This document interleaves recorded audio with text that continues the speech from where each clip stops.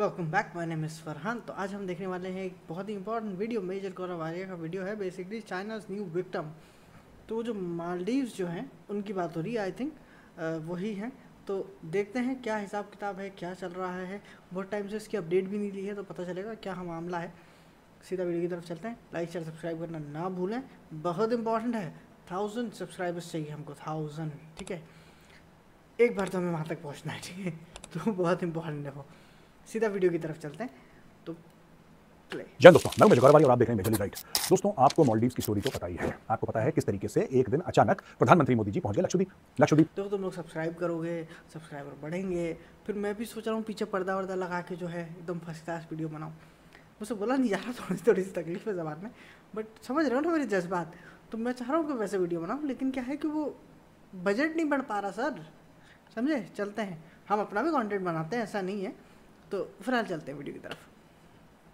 में उन्होंने करी स्नॉर्कलिंग, लक्षद्वीप में उन्होंने करे कुछ एडवेंचर स्पोर्ट्स, और जैसे की आदत है उनकी, इंस्टाग्राम और ट्विटर पे ये बोला कि बड़ी खूबसूरत जगह लक्षद्वीप भारत का हिस्सा है। जाहिर सी बात है, मोदी जी जहां पे भी जाते हैं फोटोग्राफ्स डालते हैं, और भारत का टूरिज्म बढ़ाना उन्होंने एक अपने आप को लक्ष्य दे रखा है, अपनी सरकार को लक्ष्य दे रखा है। वाई इसलिए क्योंकि tourism is amongst the most revenue generating of activities in the world.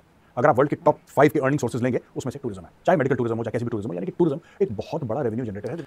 Tourism मतलब घूमना फिरना नहीं, टूरिज्म मतलब बाहर से लोग इंडिया आएँ और इंडिया में आके खर्चा करें। जाहिर सी बात है, इंडिया कोई नज़दीक तो है नहीं बाकी कंट्रीज़ के मुकाबले।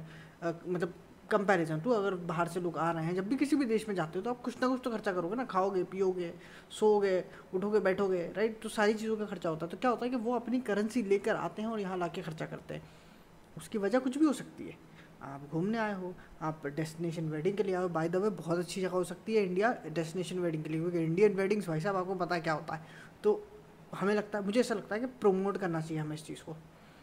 अफ्रीकन कंट्रीज़ में करो, वेस्टर्न कंट्रीज़ में करो, ठीक है। देखो, कोई भी चीज़ बेचने वाला होना चाहिए, बिकती है, ठीक है। तो लोगों को वैसे ही शौक है इंडियन वेडिंग्स का। तो बहुत अच्छी डेस्टिनेशन होती है यार। दुनिया का अमीर तरीन आदमी लेके आओ कि हमारे पास होटल्स नहीं है उस लायक, बिल्कुल है। करने तो यहाँ डेस्टिनेशन वेडिंग। मेडिकल के लिए आते हैं लोग, घूमने फिरने आते हैं लोग, और क्या कहते हैं, पढ़ाई के लिए आएंगे वो लोग। कुछ ऐसे कोर्सेज हों जो कि 2 महीने 3 महीने के हों, कुछ स्पेशल ट्रेनिंग हो, आएंगे लोग, ठीक है। मतलब कुछ ना कुछ हम कर सकते हैं जिससे बाहर से लोग आएँ और फिर वापस चले जाएँ, ऐसा कुछ, ठीक है। आगे चलते हैं। तो भारत में इतनी अच्छी जगह है, इतनी खूबसूरत जगह है, क्यों ना इसका फायदा उठाया जाए। तो मोदी जी ने फिर वो बात कर दी कि लक्षद्वीप आइए। अच्छा, मोदी जी ने कहीं मालदीव्स का नाम नहीं लिया, आपको पता ही है, मालदीव्स का नाम नहीं लिया। लेकिन मालदीव्स वाले पता नहीं क्यों फायर हो गए। भाई, मैं अगर मोदी जी ये कहते, मानिए कि साहब आप श्रीलंका जाके अपनी फोटो भेजते हो, सारे इंडियंस को बोलते हैं कि आप श्रीलंका आइए, बहुत अच्छी जगह, तब फिर भी उनका अधिकार है, श्रीलंका जाए, कहीं पर भी जाए। लेकिन उन्होंने कभी मालदीव्स का नाम नहीं लिया और गए थे भारत के हिस्से में। लेकिन कहीं ना कहीं वो इनसिक्योरिटी थी, कहीं ना कहीं वो भारत के खिलाफ घृणा थी, कहीं ना कहीं चाइनीज पैसा बोल उठा। और 3 मंत्रियों ने, मोहम्मद मुइज़ू की कैबिनेट, मोहम्मद मुइज़ू का प्रेसिडेंट है, उसके 3 जो मंत्री थे, उन्होंने बकवास कर दी, उन्होंने भंड मार दिया। उन्होंने पहली बात तो मोदी जी के खिलाफ अभद्र बातें, फिर अचानक भारत के मुसलमानों के लिए भी उनके दिल में दर्द उठा। फिर एक मंत्री ने यह बोला कि यार हम तो बेमतलब ही पीछे जाते हैं, हमारा कोई लेना देना नहीं है बेमतलब में ही। मतलब दर्द हो रहा है तो दे दो यार, हम दे देते हैं अकाउंट नंबर, दे दो कुछ, अगर दर्द हो रहा है तो है भाई यार। मतलब दर्द हो रहा है, मतलब खाया पिया कुछ नहीं, गिलास तोड़ा, बाड़ाना, ज़बरदस्ती में हमारा नाम ख़राब कर रहे हो यार, हद हो गई यार। और पब्लिक लाइफ में खड़े होकर तुम्हें ऐसी बातें करने की ज़रूरत क्या थी? देखो, you can disagree with a person completely कि भाई मैं तो पसंद ही नहीं करता इस आदमी को, या बेवकूफ़ी है, लेकिन मैं तो पसंद ही नहीं करता किसी को, ठीक है। क्योंकि नोबडी इज़ एंटायरली गुड और एंटायरली बैड। क्योंकि हमारे कल्चर में, ध्यान से समझना इस बात को, वेस्टर्न कल्चर में ऐसा होता है कि ईदर अ पर्सन इज़, मतलब उनकी जो अंडरस्टैंडिंग है जो कि गुड एंड बैड की है, उसमें ये है कि somebody is good extreme, somebody is bad extreme. हमारे यहाँ अंडरस्टैंडिंग वो है कि even a rakshas can be a good person, Vibhishan, और a good person can be a bad person. देवता भी बुरे हो जाते हैं, है ना। तो अच्छाई बुराई दोनों होती है हर इंसान में। तो हमारी ये अंडरस्टैंडिंग है। तो माय पॉइंट इज कि अगर even if you disagree with somebody और हेट समबडी, आप अपना ही एक ख्याल करके सोचते हो कि यार मैं ऐसी बात करूँगा तो कैसा लगेगा, राइट। फिर ये दिखाता है कि what kind of people you surround your self with, जब आप ऐसी बात करते हो तो, है ना। आगे चलते हैं। तुम लोग हमें मैच करोगे, तुम्हारी औकात भारत की, हमारे देखो कितने अच्छे होटल हैं। वही कहते हैं ना कि जबकि इनके सबसे अच्छे होटल्स जो हैं उनमें से ज़्यादातर इंडिया के ओन्ड है, टाटा और इन लोगों ने बनाए। चलिए मैं कहावत बताई देती है, कुत्ते को ना घेर हजम नहीं होता, मैं आपको बताता हूँ। फैक्ट है ये कि कुत्ते को घेर हजम नहीं होता, मालदीव्स के मंत्रियों को घेर हजम नहीं हुआ। अब ये बात बोली है ना, कुत्ते को घिसम नहीं होता, हम ये बात नहीं बोलते अगर तुमने शुरुआत नहीं करी होती तो, समझ रहा है। And even then I don't think कि हमारे ऑफिशियल्स की तरफ से ऐसी भाषा का यूज़ किया गया है अभी तक, करना भी नहीं चाहिए। पब्लिक है इंडिया में सर, हमारे पास पब्लिक की तो कमी नहीं है, हम कर लेंगे जो करना है। 4 इन्होंने होटल क्या इन्होंने बना लिए, ये ऐसे फट फट फट उड़ने लगे। फिर उसके बाद ये बंदा सीधा गया तुर्की, ये बंदा सीधा गया चाइना, चाइना के बाद आके इसने ये बोला कि भारत के फौजियों को निकालो, यहाँ पे कोई, मतलब मुझे हैरानी इस बात पे हुई कि प्रेसिडेंट एक्चुअल में ये सोच रहा है कि मैं बहुत ही मतलब कमाल का काम कर रहा हूँ कि मैं दूसरी कंट्रीज जा रहा हूँ, उनसे कह रहा हूँ कि साहब आप मेरी सपोर्ट में आ जाओ, आप आ जाओ, मैं तो इंडिया को जो है घुसने नहीं दूंगा। मतलब how stupid you have to be कि जो आपको पानी तक सप्लाई कर रहा है आप उसी के खिलाफ जा रहे हो, and nobody is taking any notes के यार ये बंदा कर क्या रहा है, कोई कनेक्ट नहीं कर रहा। कड़ी से कड़ी मिलाओ प्रेम भाई, कड़ी से कड़ी मिलाओ, किसी ने नहीं कहा। देखिए वो मूवी अक्षय कुमार और सुनील शेट्टी और इरफान खान, कड़ी से कड़ी मिलाओ, किसी ने नहीं मिलाई यहाँ पे। खैर आगे चलते हैं। ये अधिकार नहीं उनका, फिर बोला कि नहीं 15 मार्च तक सारे के सारे चाहिए, फिर भारत ने नेगोशिएट करा, इनके साथ कुछ बातचीत हुई, फिर उसने मतलब दुनिया भर की इंडिया आउट कैंपेन ये सब हो गया। ये सब क्यों उठल रहे थे इतना, इसलिए नहीं कि इनकी औकात थी, क्योंकि इनके भी पीछे खड़ा था चीन, आज भी खड़ा है इनके पीछे चीन। तो इन्होंने बोला साहब अब चीन खड़ा है तो ठीक है, हम बिल्कुल अब भारत से पंगा ले लो। तो जैसा छोटे दिमाग का आदमी होता है ना, वैसे छोटे दिमाग का इन लोगों ने सबके सामने परिचय दिया। फिर चाइना की सबमरीन, जबकि चाइना के साथ जो भारत का चल रहा है मामला, भारत ने इनको बोला, भारत ने तो कई बार पहले भी समझाया था कि भाई ऐसा मत करो, नहीं चीन की सबमरीन आएगी, चीन हमारा दोस्त है, भारत हमारा दोस्त होना ये सब। अब ये मैटर हुआ दोस्तों, कल ये खबर आई कि मालदीव्स बैंकरप्ट हो गया। अरे बाप रे बाप, मालदीव्स हो गया बैंकरप्ट। बहुत जानदार लक्षण हमको पहले ही दिख रहे थे, हमें पहले ही दिख रहे थे।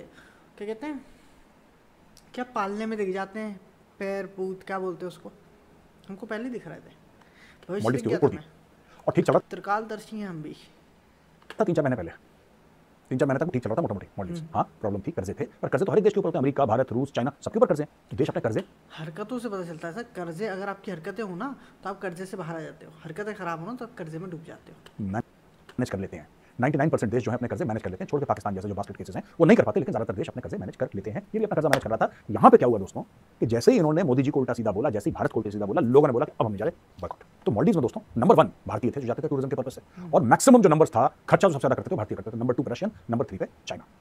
अब इनको थोड़ा सा डर लगा कि यार हो क्या गया, ये गड़बड़ हो गई यार, ये ज्यादा हो गया, हमने ज्यादा बोल दिया। अच्छा एक और चीज है, भारत से किसी भी मंत्री ने या फिर ऑनरेबल प्राइम मिनिस्टर या कोई भी और मिनिस्टर ने इसके ऊपर रिएक्शन नहीं दिया।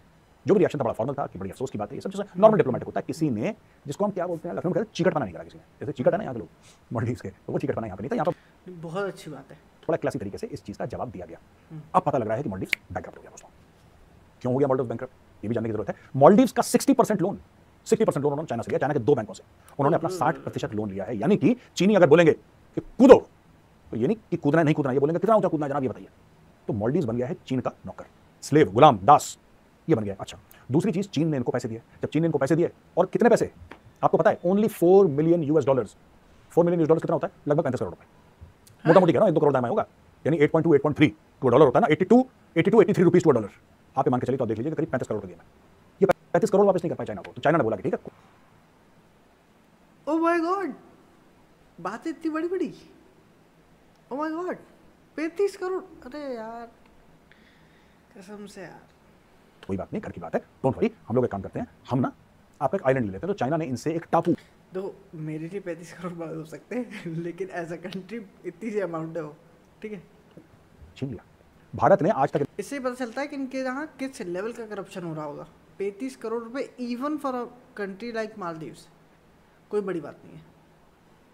उनको अरबों डॉलर की हेल्प करी, अरबों डॉलर की हेल्प भारत ने इनसे एक तिनका जमीन नहीं ली आज तक, क्योंकि भारत ने बोला हमारी फिलॉसफी यही नहीं यार, हम तुम्हारी मदद कर रहे हैं, तुम्हारी मदद कर रहे हैं। पर मुझे लगता है कहीं ना कहीं भारत को समझ जाना चाहिए था, भारत को समझ जाना चाहिए था, भारत को बोलना था कि हाँ बेटा हम मालदीव्स खरीद रहे हैं। अब बोल दो अडानी अंबानी को, चेक काट के दे देंगे 10-15 बिलियन डॉलर का, खरीद लो पूरा देश, क्या चक्कर है इसमें, क्या प्रॉब्लम है, हमारे बगल में तो है वो, खरीद लेते पूरा। क्योंकि पहले पैसों से खरीदते, उसके बाद आर्मी पहुंचा देते, कहते भाई अब सिक्योरिटी भी तो करनी है, जो खरीदा है उसकी टेंशन खत्म हो जाती। वो बात अलग है कि हमारा कैरेक्टर नहीं है, लेकिन क्या करें सर, कुछ कलयुग में रह रहे हैं, क्या करें, कलयुग जैसा रहना पड़ेगा, है ना, यही कर रहा है। मैंने कोई ऐसे में डायलॉगबाजी नहीं कर रहा आपके सामने। चाइना ने हनुमान टोटा पोर्ट खरीदा ना श्रीलंका से, खरीदा क्या, 99 साल की लीज में ले लिया उसने। किसी ने कहा था कि कलयुग में श्री राम बनने की कोशिश करोगे तो जूते खाओगे, और रावण बनने की कोशिश करोगे तो कुछ कर जाओगे। क्यों? क्योंकि कलयुग है सर। श्री राम की अगर इज्जत हो रही होती तो क्या बात थी, लेकिन रावण का ज़माना है। तो ले लिया।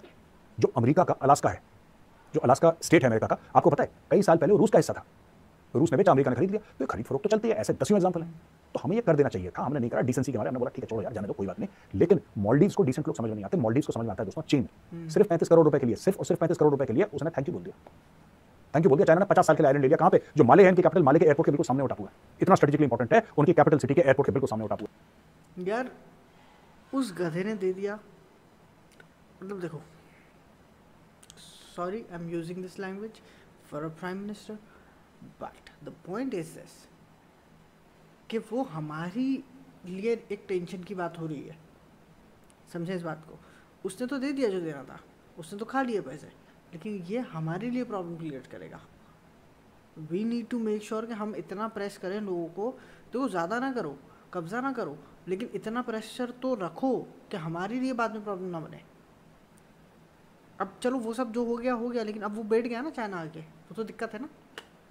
हुआ वो पूरा चीन ने ले लिया। अब चीन अपना वहां पे उनके बेस भी बनेंगे, चीन वहां पे आके अपने शिप्स भी रुकवाएगा, चीन भारत के ऊपर जासूसी भी करेगा। लेकिन जैसे कहते हैं ना अंत भले का भला, दोस्तों यही चीज़ है कि अंत बुरे का बुरा, ये भी हमें मानना चाहिए, अंत बुरे का बुरा। और मालदीव के साथ वही हुआ, मालदीव ने खूब 3-5 करी अपने फौजी यहाँ से हटाओ, और बड़े अकड़ में बड़े घमंड के साथ ये मौजूद कहता था, बड़ा घमंड इसका कि मैंने बता दिया है 15 मार्च के बाद एक भी इंडियन फौजी यहाँ पे नहीं रहना चाहिए। ये भूलते हुए कि इंडियन फौजी आए क्यों थे, वो तूने बुलाया था, तेरा जो पहले वाला बंदा था उसने रिक्वेस्ट करा कि भाई साहब हमारे यहाँ पे चीखें निकल रही हैं हमारे यहाँ। अभी मैंने दूसरे वीडियो में क्या कहा था, एहसान, जो एहसान नहीं मानता ये हाल होता है। अभी मैंने कहा था आपसे, यहाँ पे बच्चे मर रहे हैं, हमारे बुजुर्ग मर रहे हैं, क्योंकि हमारा देश यानी कि मालदीव, उन्होंने बोला मालदीव है, आइलैंड्स बने, टापू है भाई, अस्पताल किसी टापू में, रोड तो है नहीं कि आप चले जाओ, और जो बंदा बीमार हुआ दूसरे टापू में, उसको एक टापू से दूसरे टापू, एक जजीरे से दूसरे जजीरे लाया कैसे जाए, how will you get him? तो आपको कुछ ना कुछ तो जुगाड़ करना पड़ेगा ना, जुगाड़ का हेलीकॉप्टर। फिर बोला साहब हमारे यहाँ ड्रग स्मगलिंग होती है, हमारे हथियारों की स्मगलिंग होती है, इसकी स्मगलिंग होती है, स्मगलर को कैसे रोका? मैंने बोला हवाई जहाज ले लो। अब वो हवाई जहाज चलाने के लिए इंडियन नेवी वाले होंगे ना, जो हेलीकॉप्टर चलाएंगे, वो डोर्नियर हवाई जहाज इंडियन नेवी वाले थे वहां पे।